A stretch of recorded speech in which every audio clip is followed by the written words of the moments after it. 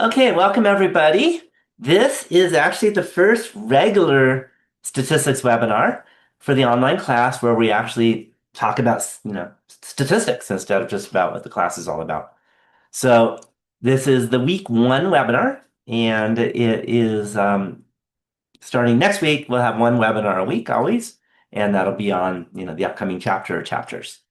So let me tell you the plan today. And I want to remind you, I'll be looking at the chat box throughout the whole time. So if you have any questions you want to pop in the chat box, I'll answer them. I'll also be asking you to put things in the chat box um, for statistics. So what we'll do is always I'll start out with any questions you have. So if you have any questions, pop them in. And then we're going to get into sampling techniques. So sometimes you want to take a survey. And one big question is if you're going to take a survey, let's say you want to survey Americans and I don't know, find out how they feel about the way the government is working right now. So the question is, how do you actually do that so that you have a representative sample? And that actually is quite difficult in real life. It's not that hard to explain, but doing it, we'll see is takes a lot of time and a lot of effort. But we'll look at the different techniques that you can use to ensure, to at least hope that you have a sample that is representative of the population. Sometimes instead of a survey that you're asking of people, you may be doing an experiment of a bunch of times and seeing how that goes. You may want to look at, I don't know, the roads in America and see how long they are or something. Well, you can't look at every road, so you're going to do a sample. So how do you find a sample that's representative of all roads? And that's something we'll be talking about. How do you find a sample, the different techniques? Then the next one is actually sounds like the name of the class, statistics. But if we talk about what are the statistics instead of what is the core statistics, then we're talking about the different numbers that you get from the data that you've collected. And some you've seen in your life, probably like average, will have a better word for that. And there'll be others too. And so you should be able to talk about all the different statistics. We're going to have a whole lot of them. Going to have a whole lot of them. Okay. Then what we'll do is we'll talk about charts.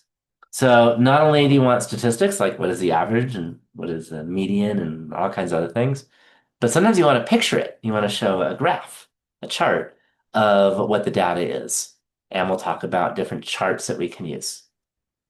Then after that, we'll look at the Z-score. And that's a special thing that helps you understand how normal or unusual something is. And then we'll look at different variables that you can have, and we'll talk about that too. So, this is chapter one and two. So I do put those together for a couple of reasons. One is that those tend to be the easier chapters, so we could do two at a time.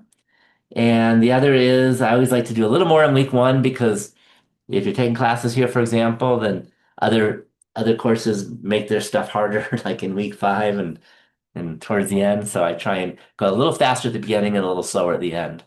So that's kind of what we've done. And also, this is the kind of stuff, a lot of this you've already seen, possibly in middle school or high school. So that is just a review. So that's just a note. Um, so just let you know if you have any issues with the assignments, let me know. You might want to stay afterwards and I'll help you out with that. So just to note.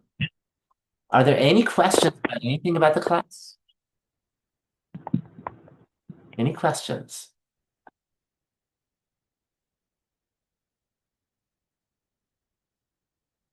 Okay, if there's no questions, then let's look at, I like to do this by example. The one thing I love about statistics is I can always find something relevant to what's going on. Um, I can always go on to the news and Go find something that is relates to whatever we're doing. That's the good news. And what I decided to do, and I know a lot of you aren't from Tahoe, but maybe I'll explain a little bit. Uh, Hopefully you know that Lake Tahoe is called Lake Tahoe because we have a lake. And not only do we have a lake, but we it is very deep. And they're going to be doing some navigation at the bottom, which is really hard. We're talking over 1,000 feet deep. So it's not, you can't just dive down there. So here is a survey that was done in the Tahoe Daily Tribune, which is one of our main news stations or what news. I guess in the old days we called them newspapers. I don't know if you still do, but news online. And this is what they asked. They said, "What do you think is at the bottom of Lake Tahoe?"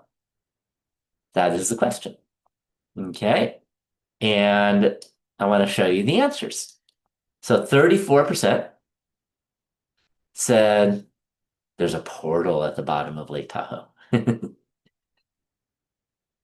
34% said there's an underwater graveyard at the bottom of Lake Tahoe. Okay. You may not know, but we're a casino area. In the old days, they might have the mafia might have killed some people and threw them down at the bottom. 25% said nothing's at the bottom of Lake Tahoe. And then 7% said proof of Tahoe Tessie. So that's always a fun thing. So what they did is, do you recommend? I always recommend taking notes. Remember, notes are not absolutely required as long as you watch this before Sunday and do the secret word quiz. But I think it's helpful to take notes because if you take notes, it'll help you remember what happened. So it's a good way of making sure you're focused instead of getting distracted about other things. Notes are a good idea. So that's just a recommendation for learning. That's all. Okay. You don't get tested on the specific, like about underwater graveyard or anything, but you should definitely understand the different things that we're going to be talking about statistics.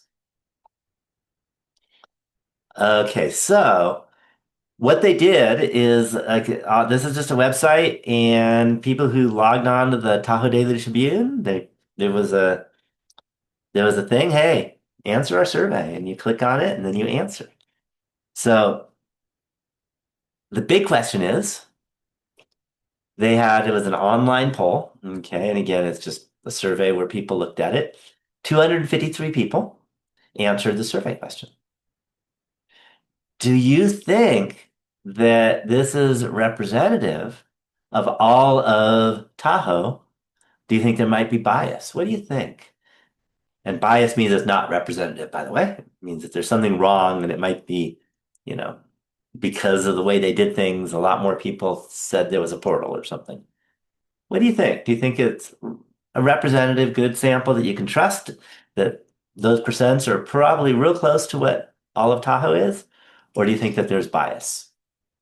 Okay. So I'm looking at the chat, and a lot of you think that there's bias. It turns out 253 is not that. It's not a giant sample, but it's not tiny either. The issue is not quite the sample size. What the issue is that they just let people answer. They just let it. Whoever wanted to click on it and write something, that's what they did. So the problem is that the type of person who would do that might be different than all of the types of people in Lake Tahoe. Does that make sense? So this is what's called a convenience sampling because they didn't do anything. They just said, hey, answer our survey. Any questions on what the idea of a convenience sample is? Okay, so here's a question I have for you. See if you have an idea. What if you wanted to do a survey, and let's say your sample size was enough, 253. How would you do it if you didn't want to have that bias? Any ideas? And I'm not saying it's easy, but any thoughts on how you might want to reduce the bias? Because that's what we're going to be spending a lot of time on today. Yeah, so a convenience sample just means You just ask the people you can find easily. That's convenient sampling. Whatever's easy. Okay, so let me look at some of the suggestions. Um, so screen respondents, but I'm not sure what you mean by screen, because that could have lots of meanings. Pick a group of random people. Now, here's a big issue. What does it mean to be a group of random people? So let me tell you what it really means to have a group of random people. It means that you have to get a list of every single person in Tahoe, and there's over 20,000 people in Tahoe.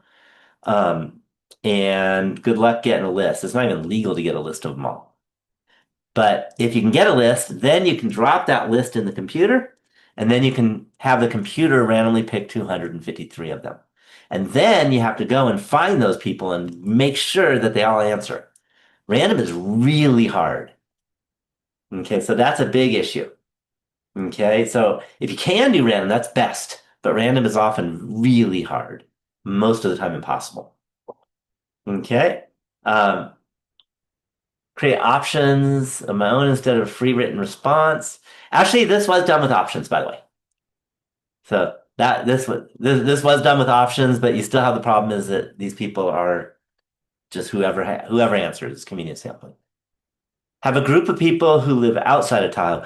Well, their idea was they're hoping people are living inside of Tahoe, and there might be people outside of Tahoe. Okay.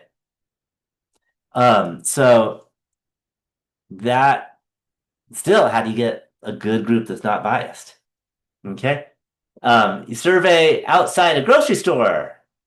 Okay. That sounds good, but let's say you went to, I don't know, our closest grocery store for the college is Safeway, and you surveyed 253 people who happen to walk by, Safeway and would answer your question. The problem is, then you're only asking people who are Safeway shoppers. Okay. Some people don't go to Safeway. Some people go to Safeway. Okay, and it's a specific type of person would go to Safeway. Does that make sense? So then that's an issue right there. That's kind of convenient sampling too. So only Tahoe residents can vote. That would be a good thing. Um, but again, you want to be a representative sample of Tahoe.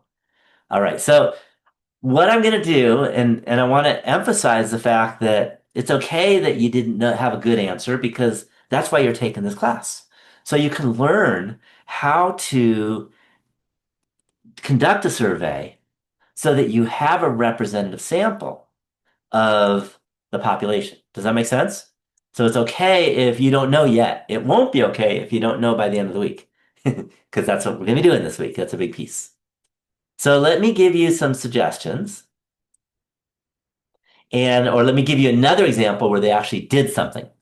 And this is not perfect, but it's pretty good. Okay, so this is a Gallup poll. I don't know if you've heard of Gallup poll, but they're a company that does surveys. Okay. And what they asked is how important is college? Okay. So a totally different survey, but I want to give you a real example. This is a real example. And according to Gallup poll, the percentage of Americans saying college is very important has fallen to 35%. Okay. So one thing, do you trust? Do you trust what they said? What now it's not even just Tahoe people, now it's all Americans. And we're talking about, hundreds of thousands of people in America. Okay? It's a much, much bigger population. So let me explain what they did to do their best to prevent bias. Okay? So here's what Gallup wrote in terms I copied and pasted. This is what they said. The results of this Gallup poll are based on telephone interviews conducted by RecCorMR August 1st through 20th, 2025, with a random sample of 1,094 adults. Okay, so they say they have a random sample. I am going to let you know that it's not perfectly random, but they did what they could to somewhat make it random. Aged 18 and older. I will let you know that Under 18, there's lots of issues about surveying people under 18, legal issues. So I do want to let you know, and Project One and Project Two do not survey any children. Okay. The only time you're allowed to survey a 17-year-old is if they're a co-college student of yours, actually, because then their parents actually signed something. But do not go to some elementary school and start surveying them. That is very against the law unless you do like all kinds of legal hoops. So what they did is they surveyed adults, okay, living in all 50 US states and DC. Okay. I'm not going to read the rest because the next sentence we'll do in a few weeks. Okay. And then each sample of national adults includes a minimum quota of 80% cell phone respondents and 20% landline respondents, with additional minimum quotas by time zone within region. Landline and cellular telephone numbers are selected using random digit dial methods. Okay. So, any questions on what they did? Does everyone understand how they did the survey? Okay. So, one of the things is that if you really can do this whole random digit dialing, then it's random. There are some issues. Okay. They say it's random, but it turns out it's not. Let me ask you, have you ever gotten a phone call, someone asking to take a survey, answer a survey, and you didn't answer it? Say yes if you have, no if you haven't. Okay, so I'm looking at it, and it looks like around half of you have not answered when someone called you. Okay, maybe even a little more than half. Okay, so that tells you that it's not truly random because they really weren't able to survey everyone who they randomly selected. Does that make sense? So that's an issue. They said they did it random. I don't believe them. Because, by the way, I have also not answered when someone asked for a survey kind of thing. Sometimes I've answered, but not always. So just let you know that's a big deal. Okay, so the random is very difficult. Random would mean they would have to get every number, which, they random dialed, but then they'd also have to make sure that everybody who they asked answered the survey, which is very difficult to do. Okay, but then they have the following, and let's look at the quotas by time zone within the region. That's actually a little easier. Okay, so the idea here is we're looking at America. Okay. We're looking at America, and there's a lot of time zones in the United States. So you probably know this. California, right now in California, it's 6:19. Okay. Is it 6:19 in New York right now? What do you think? No, no, it's not 6:19. It's 9:19. Just let you know that. So what they did is they cut it by time zone, and they decided let's not have a bias by kind of that time zone location. Does that make sense? So what they did, and this is how they do it, they looked at the percentage of people in America in each of the time zones. Then they made sure that they took this 1,094, they multiplied it by the percent, let's say in the Pacific time zone, the California time zone. You take that and you multiply by the percent of people in the Pacific time zone, and they made sure that they surveyed that number of people in the Pacific time zone. Any questions on that idea? And then they did it in the same as the Central time zone, and the New York time zone, the Hawaii time zone. There are a bunch of time zones. Um, and they made sure that all of them were proportionately sampled. Any questions on the idea of what they did? Okay, this is the most common of all sampling techniques. And it is called stratified sampling. In a little bit, I'll give you the list, but I want to really emphasize stratified because it is the most common of all sampling techniques. And that's what you do is you decide, well, what might be some of the bias that you want to avoid? So then you say, well, if it's on time zone, then you make sure that you've established your quotas and you survey the exact number of people in each time zone so you don't have bias on time zone. Does that make sense? What other things for people in America, for example, might you want to avoid bias on besides time zone? What other things might you what they call stratify by besides time zone so that you can reduce that bias in that piece? Any thoughts? Yeah, political affiliation, that could make a big difference. And it's not that hard. You can nowadays you can just go online and ask what percentage of all Americans are Republican, what percent of all Americans are Democrat, what percent of, and then you go through the political affiliations and that would work. Okay. Living area, rural or urban, and you can also find out what percent of each and you make sure the percents are right. Race is another one. What percent are Hispanic? What percent are Black? What percent are white? What percent are Asian, etc. And make sure that you establish the quotas and you make that happen. And that helps eliminate certain biases that you might worry about. Does that make sense? Okay, you can't do everything, but you can do maybe some of the things that are maybe but most worrisome in terms of bias. Any questions on that idea? Okay. All right. So the question is, how can you write the definition of stratified sampling in a few words? I'm gonna say you can't do it in a few words, but you can do it in a few sentences. Sound better? And here it is. Determine the strata. It's a step by step. Step one is determine the strata, such as age, gender, income, etc. Okay. Step two, research the percent of each group from the population.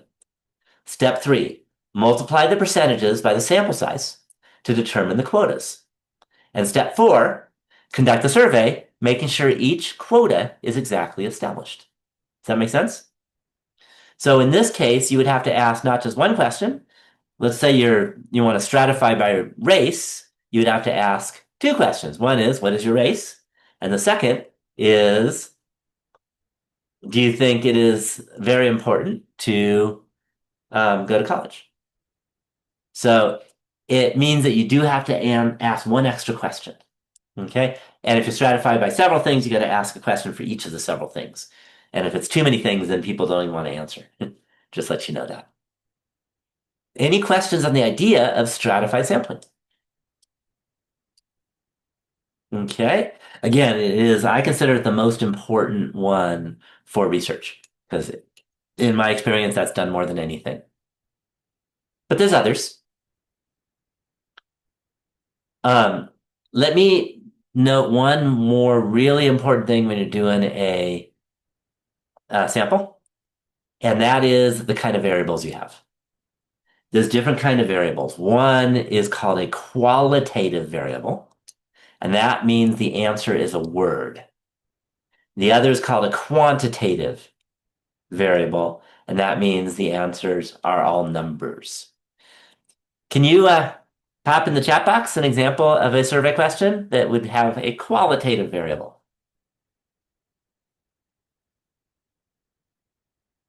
Shouldn't be very hard at all, by the way. This is not some trick question. A survey question where the variable will be qualitative. Pop in the chat box. Okay, good. What is your favorite food? Okay, where are you from? That might be, what country or state are you from, something like that. What's your favorite kind of car? Do you live in California? That would be a yes or no. Okay, so a lot of good suggestions. A lot of good suggestions. Now come up with a survey question that is quantitative.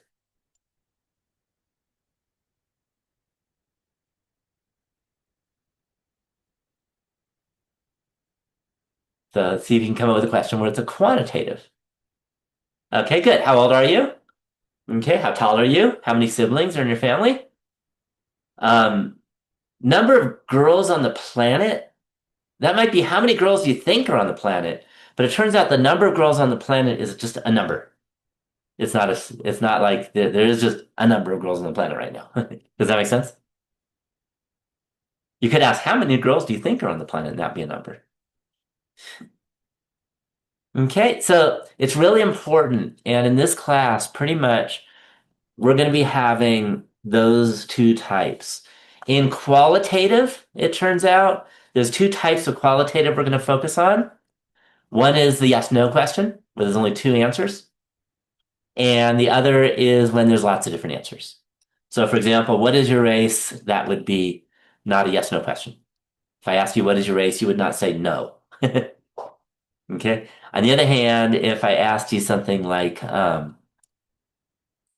do you plan on going to a UC, University of California University, to get your bachelor's degree? That's a yes or no question. Do you see how that works? So we're going to be doing that kind of that special yes no case a lot. I want to kind of let you know that that's going to be a biggie for the whole course, not just this week, but the whole course. Any questions on that? Oops, this should be 94. Okay. So notice that they had a sample of 1,094 adults in this example. And that is called the sample size. The sample size is how many people you asked that answered the question. And I want to let you know that everyone I've ever met in any class and every instructor uses the letter N for sample size, lowercase n. So N stands for number, by the way. That's why they use N. So N is the standard letter to use for sample size. Okay, is that clear? So we can say N is 1,024. Any questions on that? Okay. Also, I want to mention the difference between a statistic and a parameter. I should mention something that's real important for this week. A lot of this week has a lot of vocabulary. There's not that much math you have to do, but there's a lot of vocabulary. So be ready. And this is where taking notes is a good idea to write down these things so you don't forget. So a statistic comes from the sample, and a parameter comes from the population census. So typically the parameter is what you're interested in, but you can't get the parameter. So instead, you find the statistic and say, I don't know the parameter, but here's my best guess. And that's why you use a statistic. So a statistic comes from the sample, a parameter comes from the population. Any questions on that idea? And they're numbers. Okay, so now let me give you all the different kinds of random sampling techniques.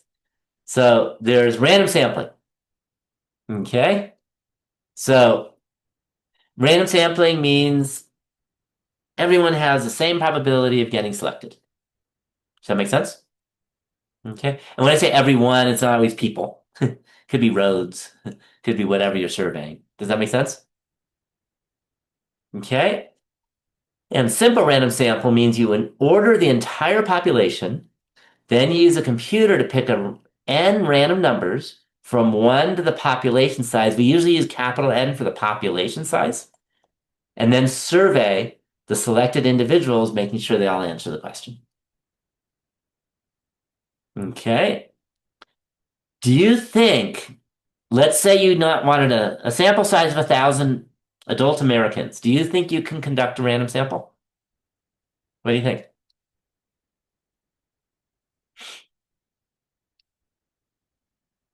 Yes or no?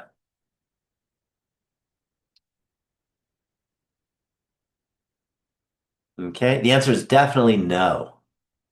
And the reason, there's two reasons. One, order the entire population. Do you really think you're going to be able to get a list of every person in America that's an adult? Okay, good luck. Yeah, there's no list like that you can get. Okay. Even if you worked for the CIA or something, you couldn't get that list because there's a lot of people we don't even know about. Does that make sense? Yeah. So a random sample of all people, good luck. It's not going to happen. Okay. Does that mean there's no examples of a random sample?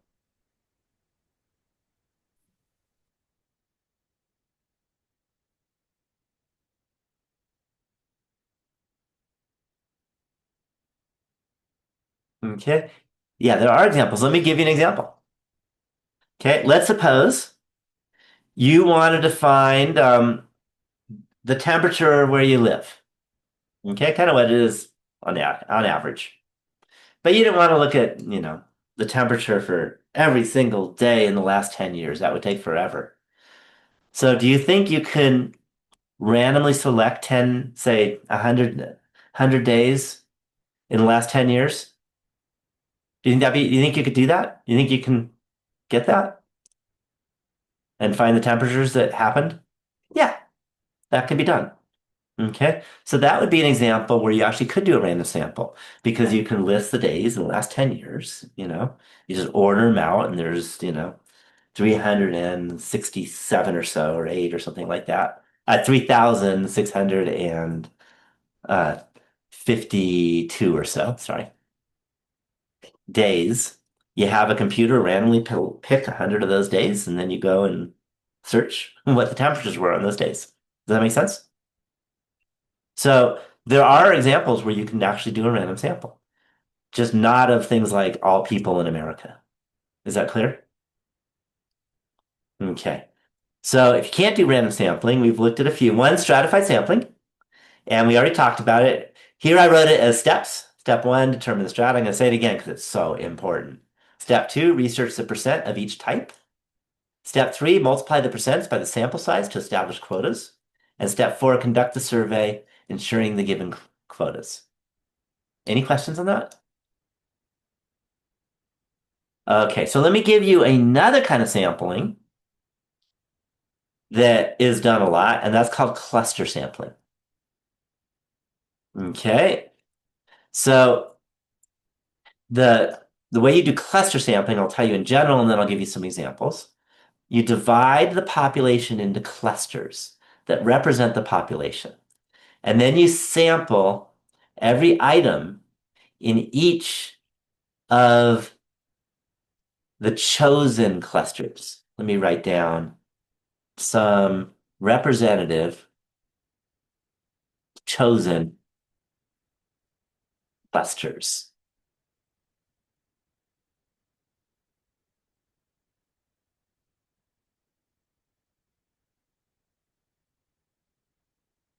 So let me give you an example that's really common. Let's suppose you wanted to find out how about how about the average age of statistics students at community colleges? Okay. And by the way, there are like over 100,000 stat students in all the community colleges in, say, in California. Okay. So you're not going to be able to find the age of everybody, right? But what you can do is you can use cluster sampling. This is where you do cluster sampling. What, any guess on what you would probably choose for your clusters? What type of things would the clusters be? It should be obvious, hopefully.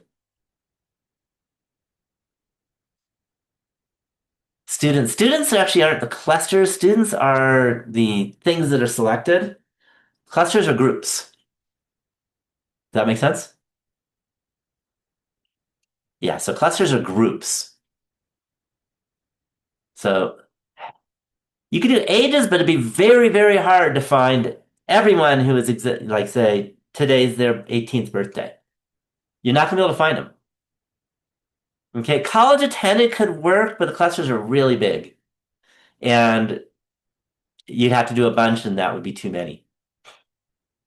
Okay, you do major, but again, good luck finding everyone who is, say, a psychology major. So let me give you, when I say it, it'll be obvious. The typical clusters people use in these situations when doing students are classes. So what you do is you maybe select 10 different classes in California, statistics classes, and maybe you make sure that they represent, they come from colleges that represent the whole population. So you might want to pick some in the city and some in rural areas, you know what I mean? And then what you do is you survey everybody in each of those 10 classes. Does that make sense? And you make sure they all answer it. Sometimes you can, sometimes you can't. So that would be the clusters for the students are typically classes. Any questions on that? So our class could be surveyed, and they just survey all of you. Okay, of course, there's two classes that are in this webinar, but let's say if we pick section 4 and there's 30 of you. So make sure you get all 30 of them, and then you might want to pick someone from, I don't know, San Diego Community College, and then find a stats class there, maybe a face-to-face one, because you want to mix some face-to-face and online to make it pretty representative of the population. And then, maybe pick someone in Merced and pick someone in San Francisco, I mean, a group, a class. And you pick 10 classes that represent the population. Does that make sense? The other example I like to give for cluster sampling is, let's say you wanted to find the average height of pine trees in the Sierra Nevada mountains. Okay, there's no way you're going to be able to measure the height of every pine tree in all of the Sierra Nevada mountains because that's like a billion of them or something. Time. No one has time to do that. So, what do you think the clusters would be if you're doing heights of pine trees in the Sierra Nevada mountains? Any thoughts?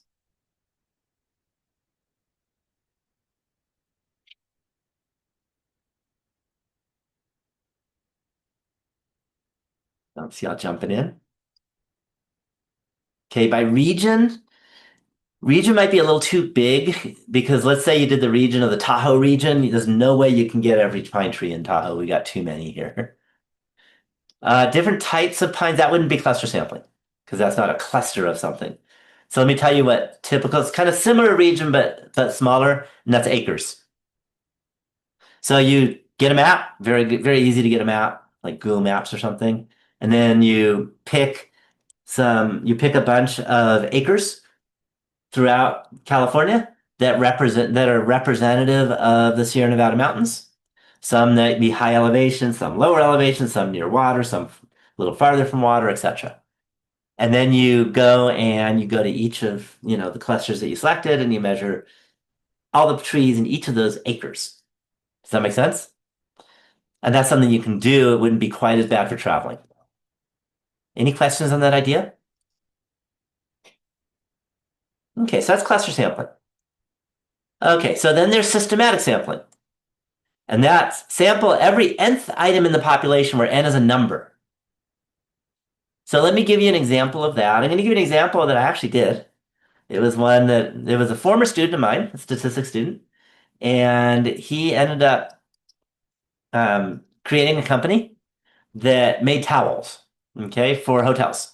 Okay, that's what he did. He manufactured towels for hotels. And he wanted to find out whether his towels were better than the ones that were imported from China. So to sample his towels, what I had him do, because to sample how long they lasted, he'd have to like use them over and over and over again until they died, and he can't do that for every towel he has, he'd go bankrupt. So instead, what I had him do is I had him grab every thousandth towel off his assembly line and then look at those towels and see how long they lasted. And that would be systematic sampling. Do you see how that works? You could do it, say, if you own a business, let's say like a market or something, you can survey every 50th person who walked into the market. That makes sense? Okay. Then there's convenience sampling. We already talked about that. That's collect data on whatever's easy. It's done a lot, but you should never trust it because there's all kinds of bias with convenience sampling. Any questions on that? Okay.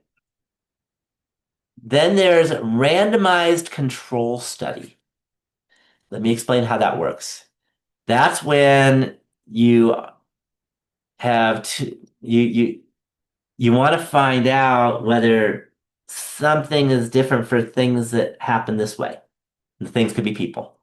So for people, you get many people, you put their names in a computer, have the computer randomly select half of them, okay, or maybe 20% of them, but the point is a certain percentage of them. for them to be the treatment group, and the other half is the control group. Any ideas where this is used the most? What what type of study? Yeah, medicine. Okay. So let me give you the most, I consider it the most statistical study that has happened in the last 10 years. Any thought on what the most important statistical study in the last 10 years was? And a hint is someone in charge of our medicine may not agree. Yeah, vaccines, which one? Yeah, the COVID vaccine. Okay. I don't know about you, but what I did before I got vaccinated was I read the study and find out what they did to make sure I could trust it. Okay. And I'm a statistician, so I really understand what they did. What they did is any guess on what their sample size was? How many people when they tested to see if the COVID vaccine worked? Any guess? Okay. All right. You're guessing 1,000. It turns out they looked at 40,000 people. Okay, so I like smile. That's a really big study. That's usually very reliable. And then what they did is they took the names of all the people and they randomly selected, I don't know if it was 50%, but some percent to be the treatment group and the other percent to be the control group, which is often called the placebo group. And then what they did is everybody, all 40,000 people got a shot. But the ones in the control group got a placebo shot that had nothing in it that would do anything other than maybe hurt your arm. And the treatment group got the vaccination. And then what they did, okay, and this is real, by the way.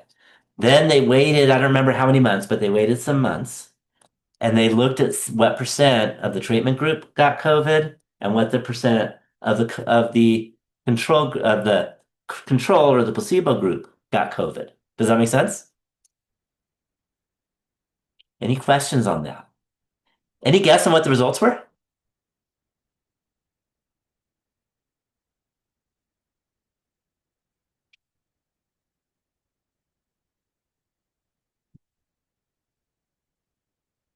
Any guess?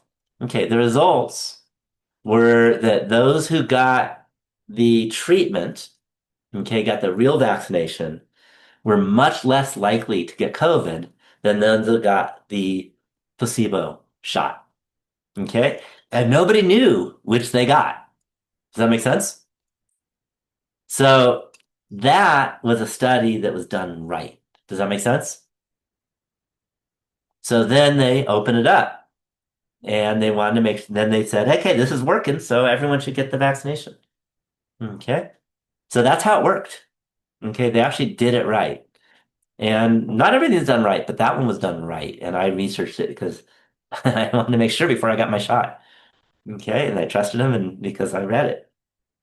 Any questions on randomized control study? Any of you want to get into healthcare? Yes or no? Yes, I want to. No, I don't want to. Okay. There's a lot of you, or some of you are in it. Wow. Is it like almost everyone? Okay, so this is really important to all of you because if you're in healthcare, you really want to understand, hey, is this the right thing to do? And if they do a randomized control study, and by the way, it's called a blind study if the people don't know whether they're the control or whether they're the treatment. And it's called double blind if not only do they not know, but the one that gives the shot don't know either. Okay? So just to let you know. So it's really important. Okay? And that's how it should be done, if that makes sense. I was actually on the other side. When I was in college, it turned out I was a placebo and it was awful. Because I didn't get healthier. It wasn't COVID. It was diarrhea, believe it or not. And then a couple days later, when I was still so sick, they said, all right, we'll let you know you were a placebo. We're going to give you real medicine now. It sucked. So there are ethical issues with these things.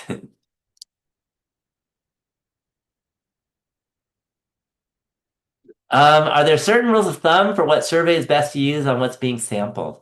So it really depends. Like I said, in medicine, if you can, you tend to do a randomized control study if you're testing medicine.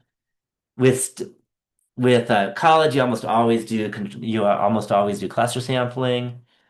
With phone type surveys or online surveys, stratified sampling is what's almost done. Is almost always done. Does that make sense? With stupid people, it's usually convenience sampling because they have useless studies. So hopefully that makes sense. So good question. Good question. Okay, and hopefully you realize this is really important. Okay. Just to let you know, this is one of my fun things. Maybe I could have put it in my two truths, one untruth, but I was I actually one of my first jobs was I called people and I conducted surveys. Okay, that was one of my first jobs. Any guess on how old I was when I started that job? Okay. See, you're all young. You don't know how it was in my generation. I was 11 years old. And in those days, that happened. Now it doesn't happen. Yeah, so I worked for a research company and I called people. I was 11 years old. Yeah, and my grandmother was working there and she got me the job. It was kind of fun. So I learned, obviously I didn't know statistics then. Yeah, but I was the person that called. Okay, so now let me ask you, what quantitative information are you interested about each other that we can do a survey on? So let's see if you can put a survey question that whoever puts a good question first that we can ask each other. You can ask you all. See if you can do a survey.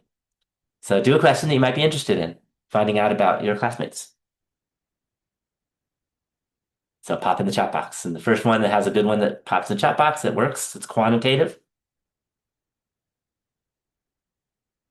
Type of blood type's not quantitative. That would be because I'm O positive. That's not number. What year of college are you in? Um, that's okay, but there aren't that many years. How about how old is everyone? I like that one a little better because that one's got more numbers. All right, so the next thing I want you to do is I want you to put in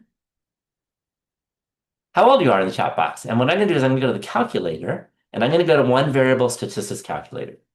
And I'm going to type in the ages. Okay, 22, 19, 35.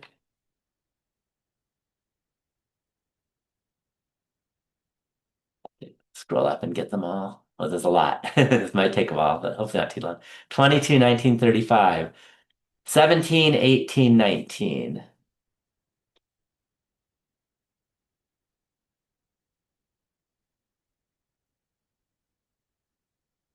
31, 33, 32.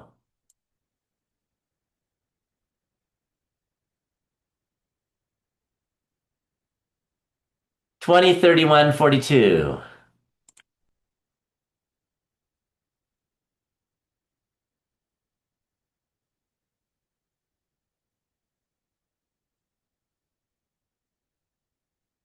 19, 37, 26.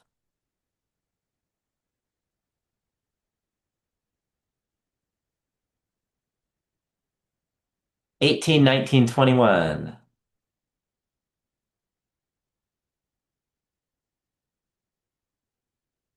And 18 and 31. Okay, so now that we have that, I'm going to consider this a sample of all statistics students at our college. Sound good? So I'm going to write down this is a sample stand. We want the sample standard deviation, not population. We consider this a sample. Okay. And I tried to make this calculator easy. Hopefully, did that look hard so far? Typing in the numbers with commas? I mean, you get type. And then you have to hit this button calculate. Do you agree that was pretty easy? Okay, if you ever have suggestions, let me know. I coded all this. Except for the bottom, I'll tell you who coded it. But it's kind of funny. Okay, I want to go through all of the statistics that you get out of this data, this sample. Have you heard the word mean? And I don't mean evil and that kind of mean. Have you heard that word? Anyone know the kind of the word that everyone knows that when you're children, for example, for the word mean? Yeah, average. So just let you know, in our class, we're going to use the word mean. It's not middle, it turns out. We'll get to middle in a little bit, but it's not. It's the average. So the formula is easy. You add them up and divide by how many you have. Okay. Yeah. So the mean was 25.4. So you kind of think of that as the average age, at least for our sample, was 25.4 years old. Okay.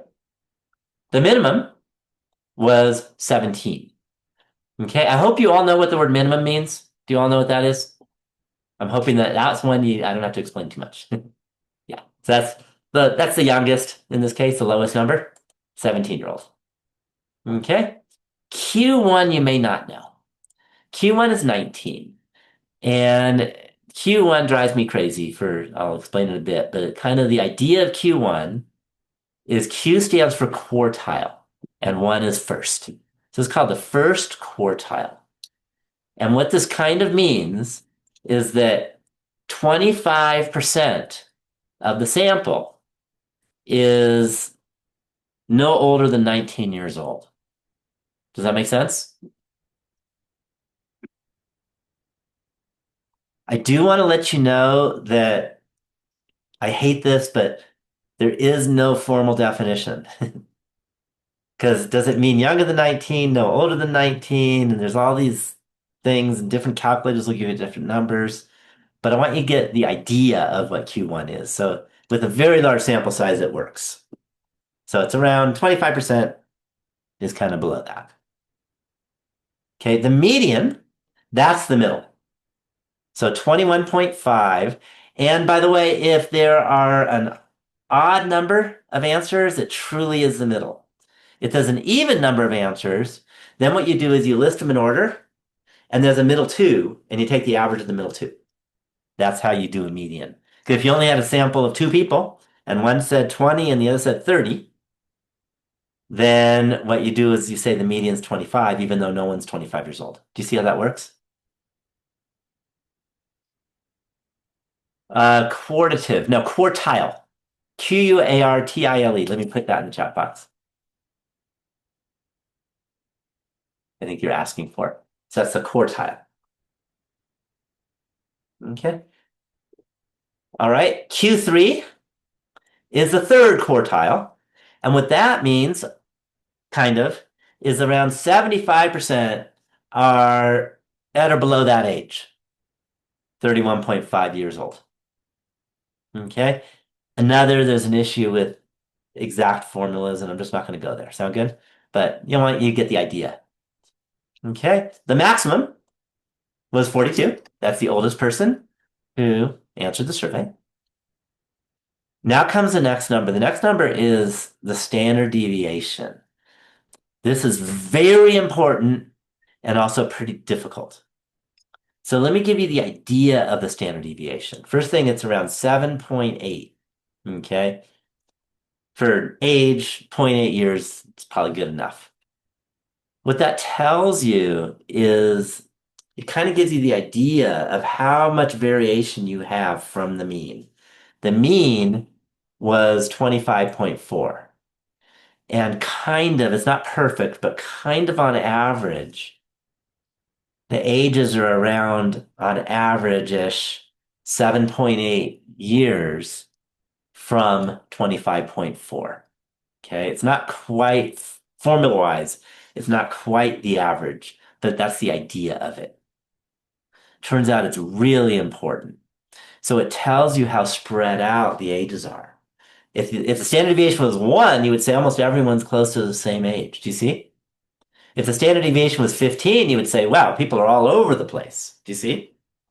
And even the standard deviation of around 7.8, around 8 years old or 8 years, that's a pretty big standard deviation. Okay. That means that, age variation, you're not all kind of real similar ages. Does that make sense? So the standard deviation gives you an idea of how much fluctuation you have in the data. Okay, the variance, we're not going to do much with variance. I'll just tell you it's a square of the standard deviation. We're not going to do anything. So you never have to write anything about the variance, basically. Don't even put it in your project. Okay. IQR stands for interquartile range. Let me put that in the chat box. You have it.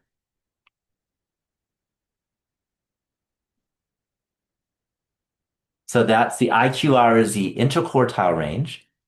And what that is you just take Q3 minus Q1. So it's the range of that middle 50%. So if you want to find out kind of what people, how old students typically are, you would say that, hey, there's a range of about 12 and a half years of age in the middle half. Do you see that? So it gives you a different view of how spread out things are. Okay. I hope you know what sample size means, 20, because we already talked about that. What does that mean?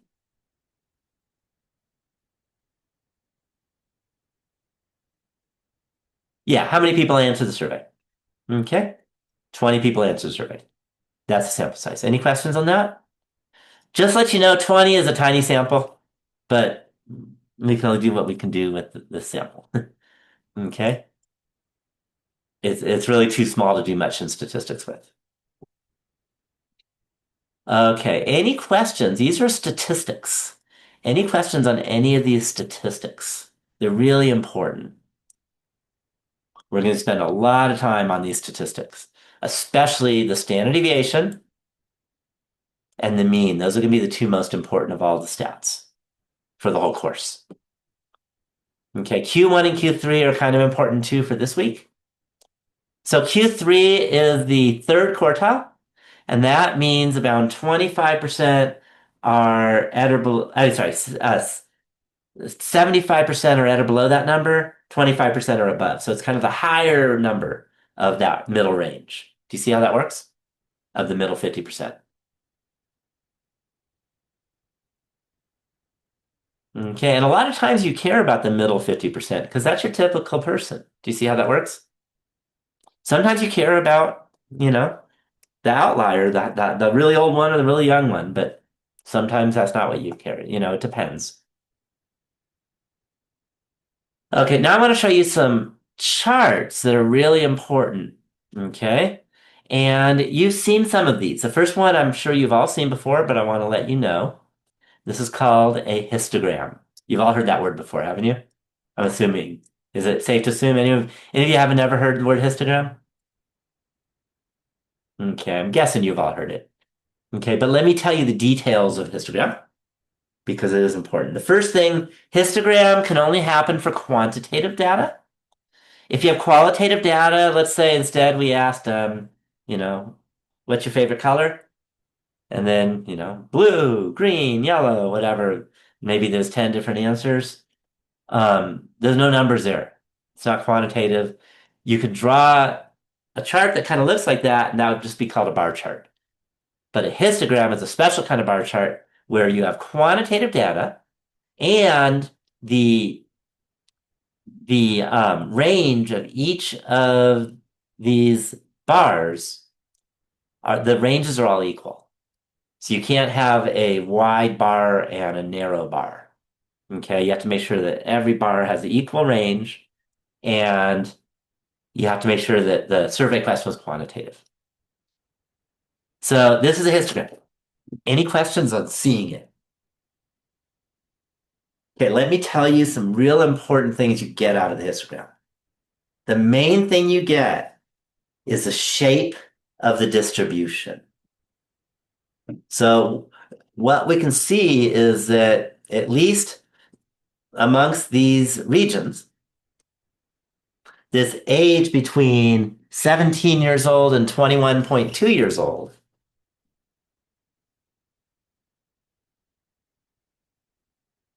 is the most common. Do you see that? And there isn't another region that's nearly that high. Do you agree? Just by looking at it. Okay. By the way, I didn't know what was going to happen before I asked you what the survey question is. So every bar chart, every histogram looks a little different. So let me ask you, you know what a bicycle is, right? Hopefully you know what a bicycle is. How many wheels are on a bicycle? Two. What if it only has one wheel? What do you call it? Unicycle. Okay, so I want to let you know the word uni means one, uni, and the high bar is called the mode. So we're going to call this unimodal. I'll put that in the chat box. Unimodal. And that means there is one highest bar. Does that make sense? If there's two highest bars that are pretty much the same, any guess what you call it?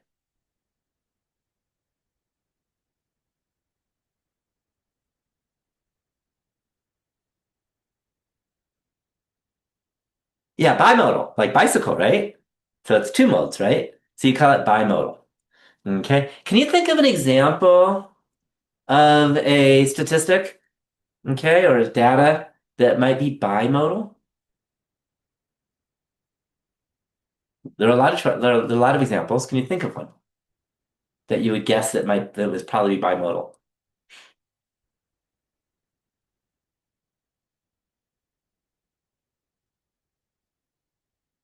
Any thoughts?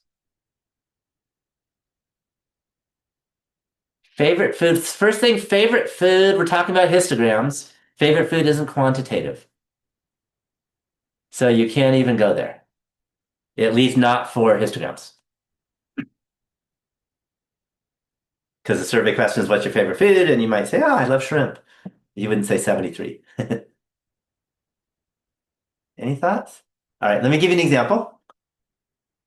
Number of siblings. I don't know if that's bimodal, actually. Let me tell you is adult height. What are histograms exactly? They're charts that they they come from quantitative data at which they show the frequency of each segment where the segments are all next to each other and equal width. That's what a histogram is. Okay. So an example of a bimodal chart would be like adult height. Why do you think adult height is a bimodal? And I have looked at this and they look pretty bimodal. Can you guess?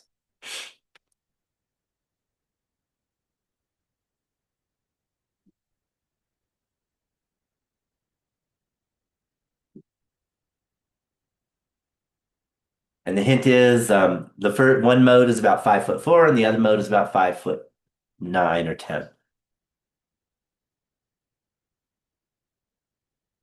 Any guess? Don't see y'all jumping in. Okay. It's because of biological men and biological women. So it turns out that if you look at heights, that tends to be a bimodal histogram. Does that make sense? Okay. If it has more than two modes, you usually just call it multimodal. That's what most people just say. Multi means many. But there's unimodal, bimodal, and after that you just say multi. Okay, any questions on this so far? All right. Now the other thing is notice the mode here is right here, and then from there it gets lower and lower. Do you see? Not perfectly lower and lower, but you know, the left-hand side is high and the right-hand side is low. Do you see that? There's a word for that when you have that, and that's called skewed right.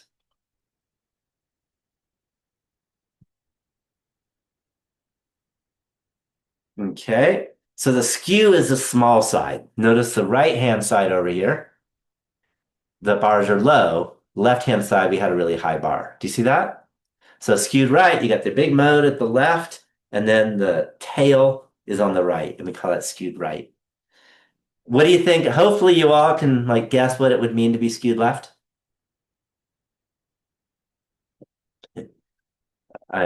Can I assume that you can figure that mean what it would mean? Yes. Yes, that'd be the high bar is on the right and the small stuff is on the left. That would be skewed left. Okay, skewed right happens more often, by the way. That's just something from my experience. Okay, the other thing that you say, this is not symmetric. Okay, if it's skewed left or skewed right, it's not symmetric because symmetric means if you look at the middle and you think of the middle kind of like being a mirror, then the image on the left and right are the same image or very close to the same image. And that would be symmetric. Does that make sense?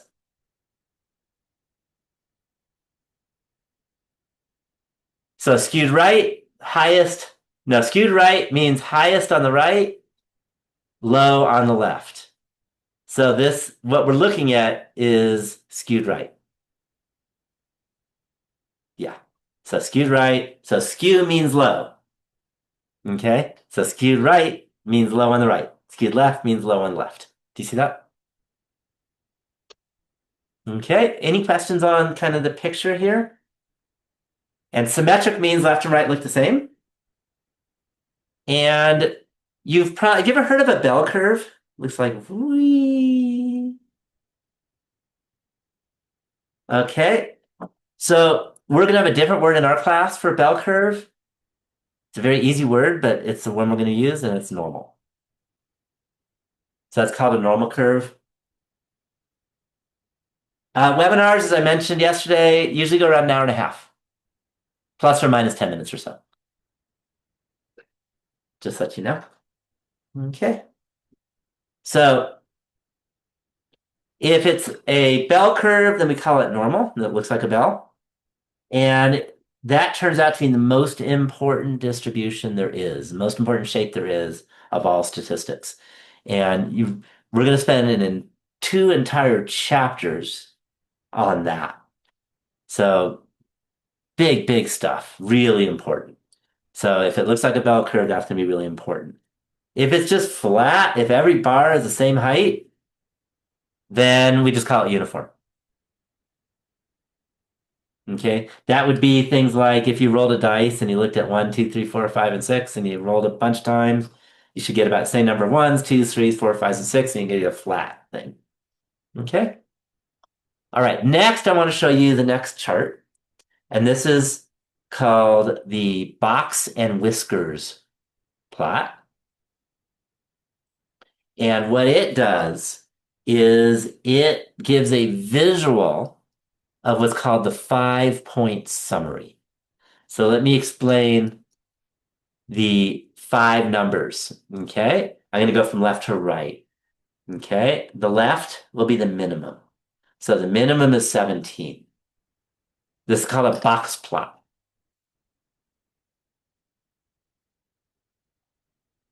So it's called a box plot. I put it in the chat box. So it's called a box plot. Okay. It's also called a box and whiskers plot if you want to say it longer. Because we have this box in the middle and you kind of have the whiskers on the left and the right. Okay. So the 17 is the minimum, and that's this little line right here. Q1, the first quartile, is the next line. That's the left-hand side of the box. The median is right here. That's the 21.5.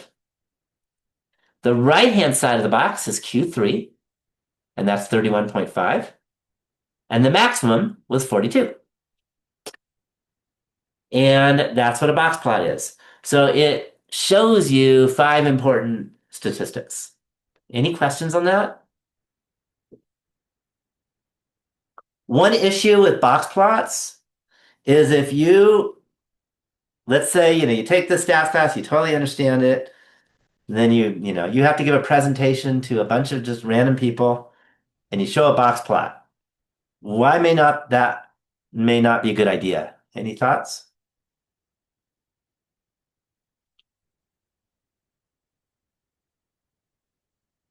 Any ideas?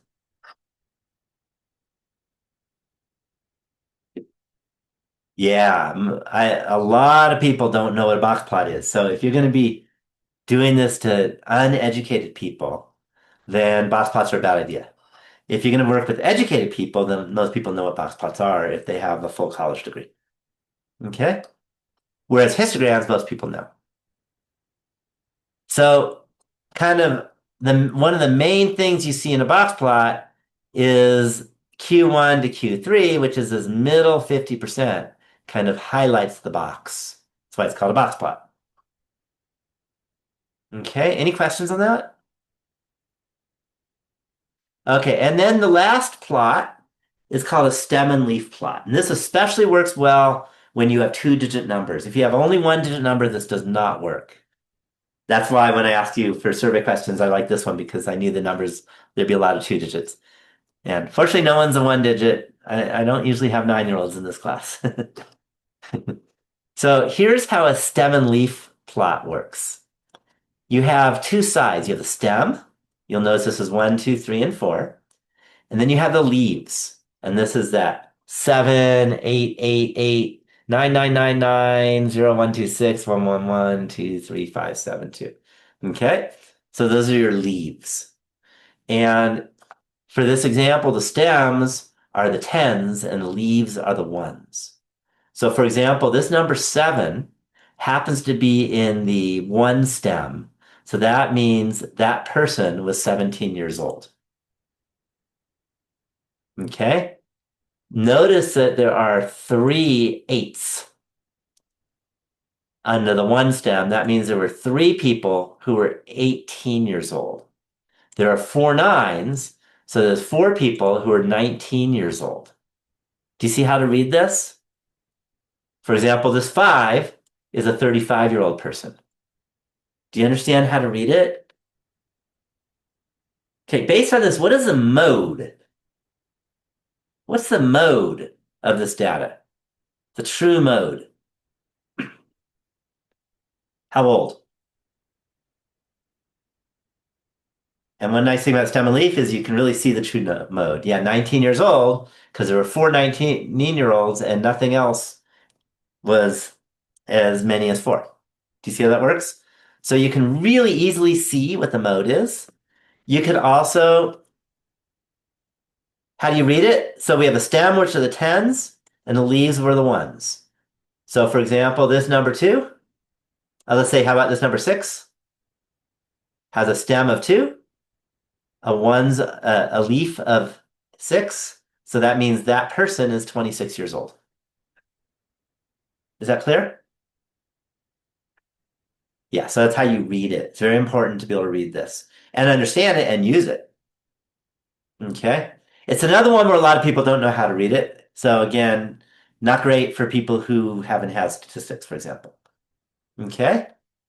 This also shows the shape of the distribution. This one looks kind of more close to bimodal. And that's because it's grouped differently than the histogram. Because it looks like the teens and the 30s kind of the high. There's a little bit more teens, but it's somewhat bimodal. Do you see that?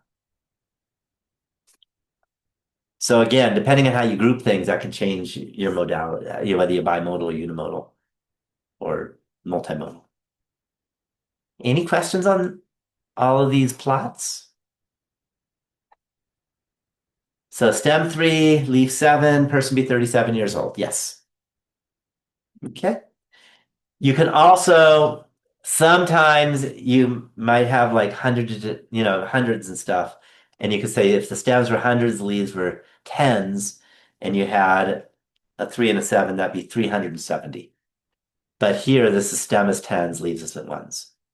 Most examples are stems or tens, leaves are ones, but sometimes you could have difference. Okay? But they always have to be next to each other in digit. Okay, let me give you some more stuff.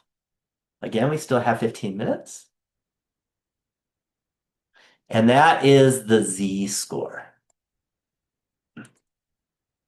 So the formula for the z-score is x minus mu over sigma.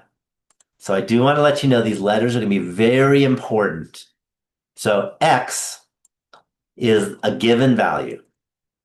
This letter is a Greek letter. And if you love cats, then you just remember meow. Mu, mu. Okay, that's how you read it. It's mu and it means the mean. Okay? And this letter is a Greek letter and you read it as sigma. Okay? So maybe I'll even put, just so you know, mu, and this is sigma.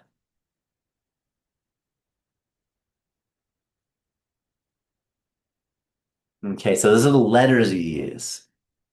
Any questions on that?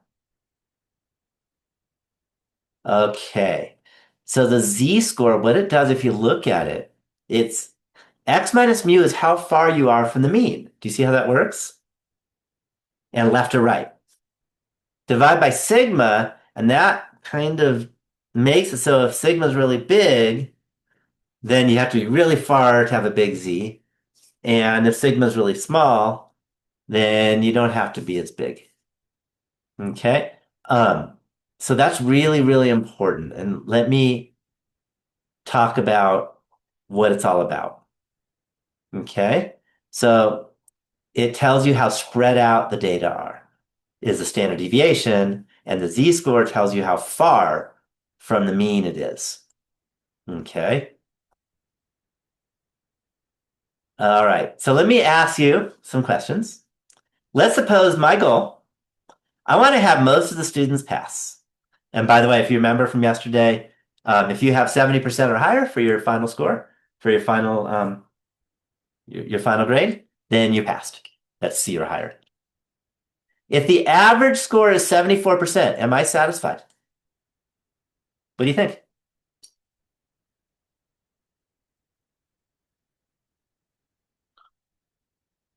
Put in the chat box. Okay, so this is a trick question. Those who said no are wrong, and those who said yes are wrong.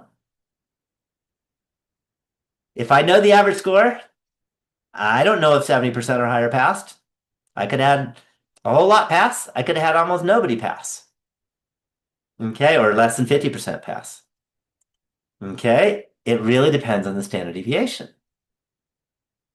If the standard deviation is 0.02% and the average score was 74%, am I satisfied? Now you can answer the question. Without knowing the standard deviation, you can't answer that question. Okay, so now do you think I'd be satisfied? If the average score was 74% and the standard deviation was 0.02%. What do you think? Am I satisfied?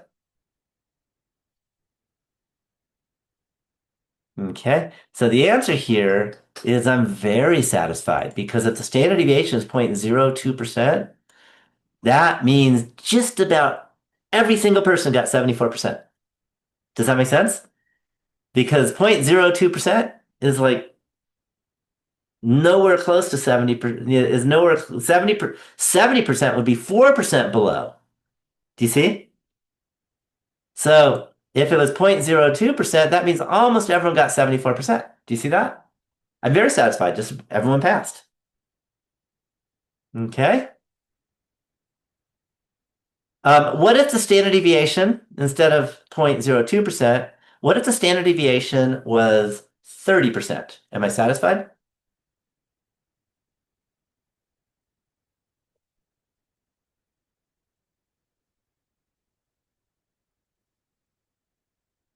Okay, and the answer is probably not because now they're all over the place, which means there's going to be a whole lot of people that went way low. Do you see? And probably some people that are like 99% up there. Do you see that? All right, let me give you some important things. This is called the rule of thumb, which is also called the empirical rule. If the shape of the distribution is normal, then we have the following. There's a 60%, 68% chance of being in one standard deviation of the mean. Okay, that's 68% is a very important number in this class. So there's a 68% of being within one standard deviation of the mean. Got it? There's a 95% chance of being within two standard deviations of the mean. If something is more than two standard deviations from the mean, we call it an outlier. Got it? Outlier means unusual. There's a 99.7% chance of being within three standard deviations of the mean. Okay, which is means just about all of it. So if it's more than three standard deviations from the mean, it's an extreme outlier. Okay. Any questions on that idea? Okay. Let me give you one more example about sampling. Let's suppose I wanted to take a sample of the average height of my students that I've had, okay, in all my career. So I decided to take the average height of the first class I ever taught. What kind of sampling is that? If I looked at the height of all the students that were in my very first class I taught, which was, by the way, at UCLA, what kind of sampling would that be? If I just looked at the first class I ever taught.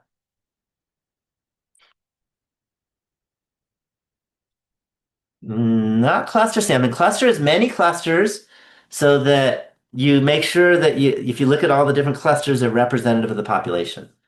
This is just one class. Yeah, this is convenience sampling. Okay. By the way, it's convenience, not convenient. Okay, just let you know that. So it's a ENCE at the end. Okay. So it's convenience sampling. Okay. All right. Now, let's suppose I grab one of my students in the class and that student, and this is not a joke, this is real. He was 7'7". Okay.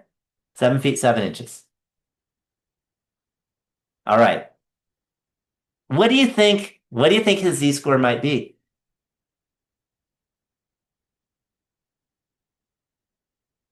What do you think his z-score might be?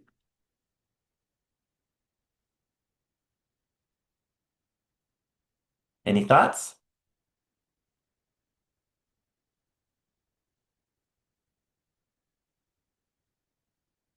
Any ideas? Okay, his z-score is probably like 4 or 5. Okay. He was actually in the Guinness Book of World Records. He had an identical twin who was the same height, and they were the tallest identical twins ever. Okay. The average height, by the way, of that class was 6'8". Any guess on why?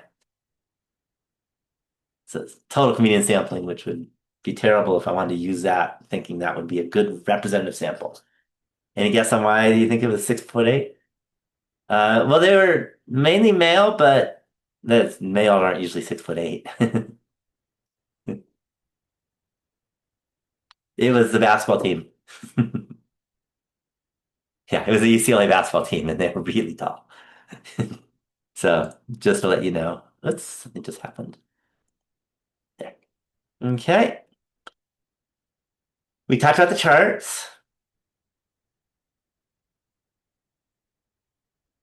Okay, so again, these are the outliers. All right, now I'm going to give you some more suggestions since you're health people. Okay, suppose you're in a hospital and you're taking care of an infant who was just born. Okay, and the z-score of the infant in weight was negative 3.7. And let's suppose you're in the medical field. Let's say you have my brother's job that he did his profession. And by the way, my brother was he delivered babies. He's a doctor and he delivered babies. Okay. What do you think? What do you think my brother would do? Or what would you do if you're in healthcare? Yeah, that baby needs to be NICU. Okay. Because that baby is tiny. Negative 3.7 is an extreme outlier and it's negative, so it's the low side. Does that make sense? So that z-score, even if you have no idea what the average weight of a baby is, if you know the z-score, that tells you how to react. Do you see that? Okay. Let's suppose another infant had a z-score of 3.1. What do you think would happen? Or what do you think happened?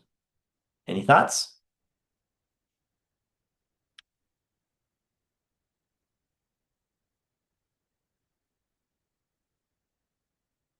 Yeah, that mother would probably have had a C-section. Hopefully not dying. I don't want to be depressed.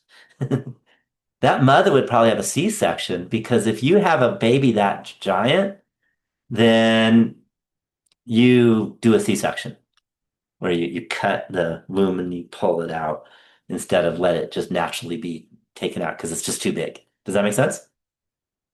Okay, a third infant was born with a z-score of negative 0.19. Now, what do you think would happen if you were the healthcare worker?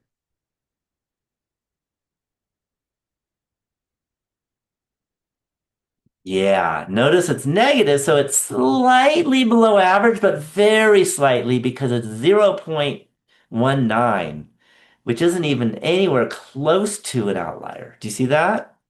So that baby is going to look like a regular old average baby in terms of the weight. Does that make sense? Okay, so that'd just be normal. Okay, so if there's nothing else wrong, then you just let it be born. Does that make sense? And you don't need to do anything medical. And if you're in the medical field, if you have things that are, outliers with a z-score greater than 2 or less than negative 2, then often that means you have to do some kind of medical attention. Any questions? Whether it's babies or whatever it might be, or might be blood pressure, whichever it is. And I'm not a doctor. I'm not a doctor in medicine, so don't ask me questions about what to do if you have a z-score of negative 2 in blood pressure or 2.5 or something, but I'm sure, people need help. Any questions on that? Okay, so that z-score really helps understanding how unusual or extreme something is. It's very important. Any questions? All right, let me give you the secret word. The secret word is sample. Sample, because that is really important for what we did today. We're looking at samples. So sample, not samples. Sample is a secret word for the webinar. Any questions on that? And write it down so you don't forget it. Otherwise, you'll have to watch it as a YouTube video. Okay. Oh, I didn't check this. Let me check something. Sorry. Let me pop in my calendar. Next week's webinar is Tuesday. That was a mistake. Forgot to fix that.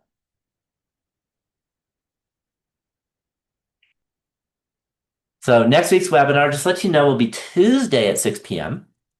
And I try to somewhat make it every other, but not always, but sometimes Monday, sometimes Tuesday. So if someone has a class on Monday evenings, they can at least make maybe half of them. Do you see how that works? So I split it out. Let me show you symbols that are really important. Okay.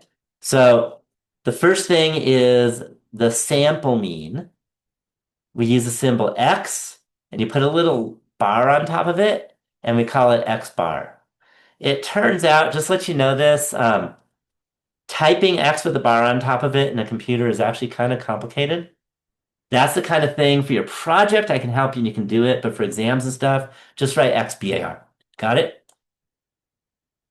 Otherwise, even with you might be able to figure it out with the equation editor, but it is kind of hard. Okay. This is mu. We talked about that. That was the population mean. So population, we often use Greek letters, and samples, we often use just regular letters that we're used to. Okay. And you say mu. People usually write mu. Okay. That one, if you go to, you're editing whatever, you can find it under Greek letters. Okay. S is for sample standard deviation. Okay. This is what everyone uses, not just me. Okay. Yeah, I will be here for 5 more minutes, more than 5 minutes. Okay, sigma. We talked about that already. That was the population standard deviation is sigma. Okay. Then if you have the yes/no survey question, then the proportion of yes answers we use P for population proportion. Does that make sense? Just let you know, this is one of those where we're not using the Greek letter, and there's a reason. Any guess on why we typically don't use the Greek letter for population proportion? Why it might be confusing? Hopefully you all know the Greek letter for P. Yeah, it's pi, and then everyone thinks it's 3.14, etc. So it turns out when I first taught this class, everyone used pi, and it just got so confusing. So I've noticed that almost everyone uses p now for population proportion. And then if you have a sample proportion, you take p and you put a little hat on top of that p. Okay, remember the sample proportion is of the people you sampled. You take the number of yeses and divide by the total. Population is of the entire population of the entire thing, like all Americans, for example. You take the number who could say yes, who would say yes over the total. Okay. And if you want to not try to figure out, because it's really hard to figure out P with a hat on top, just write PHAT for this class. I'll let you do that. Okay. Does that make sense? Okay. So these are really important symbols that we're going to be using this entire class. So it's important that you have these down. Got it? Okay. They come up a lot. So those are the symbols, and there'll be some others that we use here and there, but these are the biggies. Okay, so that is pretty much everything I needed. It's 7:32. I said 7:30 plus or minus 10 minutes. Okay, and then of course I can always answer questions once we stop the webinar. I mean, stop the recording. But thanks for coming, and I'm gonna stop the recording, but I'm still gonna be here, and then I'm gonna not share my desktop anymore. Let me do that.